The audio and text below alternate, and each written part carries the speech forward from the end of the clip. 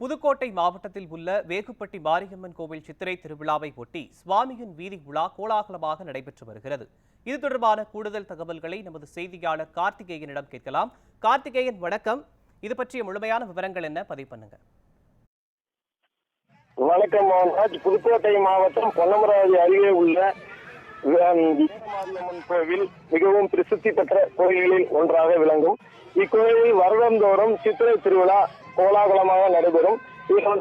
தமிழ்நாட்டில் இருக்கக்கூடிய ஆயிரக்கணக்கான பக்தர்கள் இந்த கோடை விடுமுறையில தங்களது சொந்த ஊரான வேகுப்பட்டிக்கு, பொன்னமராவதி சுற்றுவட்டார பகுதிக்கு வருவாங்க.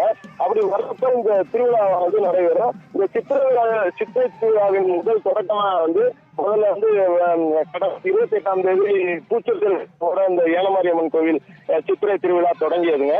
அதுக்கு அடுத்த நாள் அக்னி பால்குடம், அக்னி காவடி, பால்குடம் போன்றவற்றை பக்தர்கள் எடுத்து தங்களுடைய நேர்த்திகடனை செலுத்தி வழிபட்டாங்க. அதனை தொடர்ந்து இன்றைய அதிகாலை 4 மணிக்கு ஏலமாரியம்மன் கோவில்ல பக்தர்கள் எல்லாம் ஒண்ணு கூட்டினாங்க.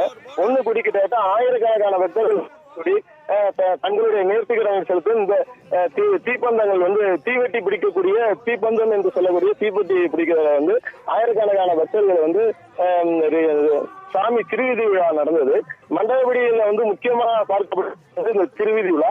இந்த திருவீதி விழாவில சாமி செல்லும் வீதிகள்ல முக்கியமான வீதிகள்ல பக்தர்கள் சாலையின் இருபுறமும் நின்று தீவெட்டி பிடித்து சென்று வழிபடுறாங்க. இவ்வாறு வழிபடுறதுனால பல்வேறு நன்மைகள் கிடைக்குங்கிறது ஐதீகமா கொண்டு பல ஆண்டுகளாக இந்த வழிபாட்டு முறையானது நடைபெற்று இருக்கிறது. மோகன்ராஜ்,